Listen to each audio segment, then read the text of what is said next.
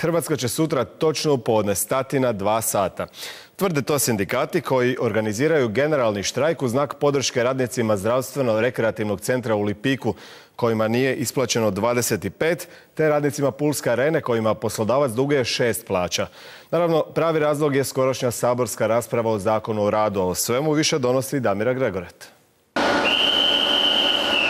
Puna 2 sata sutra ovoga neće biti, jer svi vlakovi u Hrvatskoj, i teretni, ali i putnički, od podne do 14 sati zbog generalnog štrajka solidarnosti neće voziti. Građani imaju podijeljeno mišljenje. Štrajk podržavam, bez obzira što ću pješačiti i ići, što ne mogu putovati, jer se moramo boriti za nekakav život. Stvaraju i nama onda problem. Ipak ja recimo plaćam mjesečnu kartu već 7 godina, što znači da ipak bi trebali misliti na ljude koji nemaju drugog izbora, jel?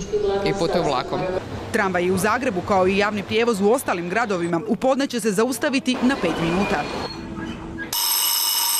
A ovako će sutra od 12 do 14 sati izgledati učionice osnovnih i srednjih škola. Učenici prve smjene Srednje pomorske škole u Zadru tako će u podne biti poslani kućama. Planirali smo da će u podne zazvoniti školsko zvono i nakon toga kolege koji su u štrajku doći će u zbornicu, održat ćemo zbor zaposlenika i zajedno provesti 2 sata vremena u razgovoru o Zakonu o radu. Taj je sporni zakon glavni razlog štrajka, ali objašnjavaju sindikati, bit će to i podrška radnicima koji ne dobivaju plaće. Prvenstveno onima zdravstveno-rekreativnog centra u Lipiku kojima nije isplaćeno 25 plaća, kao i onima Pulske arene kojima poslodavac duguje 6 plaća. A dok ministar Mrsić dan uoči generalnog štrajka pred kamere ne želi, predstavnici 5 sindikalnih središnjica poručuju. Naravno da nismo mogli prihvatiti biti fikusi u njegovom socijalnom dijalogu. Ako želi imati fikuse u socijalnom dijalogu, neka ode na tržnicu, neka kupi 5 fikusa i onda će moći provoditi socijalni dijalog na način kako ga je on zamislio i kako ga on provodi. Evo, to je karnevalizacija. Red, rad, rast. Karneval. Dodajte karneval tom geslu. Hrvatska je u karnevalu. Umjesto ministra rada, o štrajku se ipak oglasio ministar obrazovanja. Svaki štrajk znači dodatno opterećenje za opterećenu Hrvatsku, znači ogromne gubitke i mislim da od štrajka nitko neće imati nikakvu korist. Naravno, štrajk je pravo koje se nikome neće uskratiti. Tko želi štrajkati, neka štrajka, a mi ćemo raditi. No sindikati su se na to očekivano oglušili. Potporu sutra očekuju i od običnih građana kojima su poručili da u podne zaustave automobile i potrube u znak potpore. Damira Gregore čeka nas na Markovu trgu. Damira, sindikati već pripremaju sljedeći korak. Što planiraju? Nakon sutrašnjeg generalnog štrajka solidarnosti za srijedu su najavili prosvjed. I to ovdje na Markovu trgu jer se upravo u srijedu očekuje rasprava o spornom Zakonu o radu. Sindikati su rekli raspravu ćemo pratiti iz same sabornice, iz galerije, dok bi sami prosvjednici trebali popuniti Markov trg. U svakom slučaju možemo se prisjetiti, ta rasprava trebala se održati i prošle srijede, ali je bez ikakvog objašnjenja preskočena s dnevnog reda, tako da ostaje mogućnost da se isto dogodi i ove srijede. No ovoga puta sindikati kažu mi ne odustajemo, prosvjed ćemo svakako održati. Damira, u vladi istodobno rade na rebalansu proračuna, ali i demantiranju smjene ministra financija. Koje su najnovije informacije? Probleme čini se radi upravo Brisel, jer oni naime još uvijek ne priznaju prebacivanje novca iz drugog u prvi mirovinski stup. Vlada je tako još uvijek u procesu pronalaska stalnog izvora financiranja prihoda, a taj bi izvor mogla pronaći čak i na računima sveučilišta i fakulteta. Cijelu tu i onako kompliciranu situaciju dodatno komplicira i priča oko smjene ministra Linića, koji doduše cijelu priču i dodatno podgrijava, dok se s druge strane premijer Milanović i dalje ljuti. Prilog je pripremila Nataša Božić.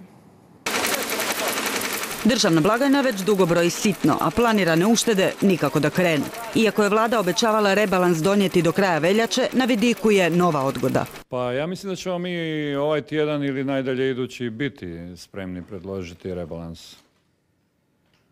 Ovaj ili idući? Ovaj ili idući, da. Razgovaramo još o tome. Brisel osporava plan prebacivanja novca iz drugog u prvi mirovinski stup, pa se traže novi izvori novca. Nastradat bi opet mogli znanost i obrazovanje. Moramo posegnuti za povlačenjem dijela dividendi iz trgovačkih društva, ali i odstupiti od toga da su samo do sada pravo na vlastite prihode, da ih ne unesu u proračun, imali ustanove u obrazovanju. Na računima fakulteta i sveučilišta skriva se oko 1,6 milijardi kuna koje bi Linić rado provukao kroz proračun. No za to čini se još nema ni zeleno svjetlo unutar vlade. A to je malo grubo rečeno. Zarada se neće uzeti, nego će se vlastiti prihodi koji se ostvaruju na sveučilištima provući kroz proračun. Pa to je jedna ideja u Ministarstvu financija, ali o tom potom. Znanstvena zajednica je naravno na nogama. Ja se sjećam da je zadnji puta najavljivano da bi se tako nešto moglo dogoditi za vrijeme rata. I tada kada je situacija bila sigurno i kritičnija, se nije išlo na oduzimanje sredstava. Profesori i učitelji mogu očekivati nove rezove na dodacima za staž, unatoč tome što resorni ministar smatra da im je plaća mala. Ali dajte pitajte Tomislava Karamarka i stranku koja je vodila ovu državu prije naše vlade, gdje su nestali novci, zbog čega su plaće učitelja i nastavnika male. I ministru Liniću za probleme, a posebno one vezane uz kritike oko predstečajnih nagodbi, kriva je bivša vlast. Sva ta priča koja je stvorena je zato da se ne vidi njihov zločin. 50 milijardi kuna nenaplaćeno ih je njihov zločin. Rebalans proračuna tako niče u atmosferi sukoba vlade na svim frontovima, pa i unutar vlastitih rovova.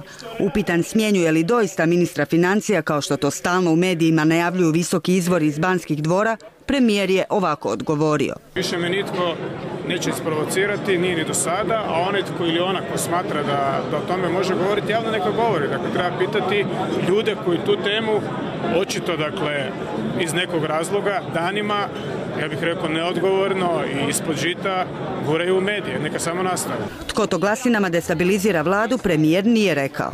Vrh vlade očito nastavlja komunicirati u šiframa.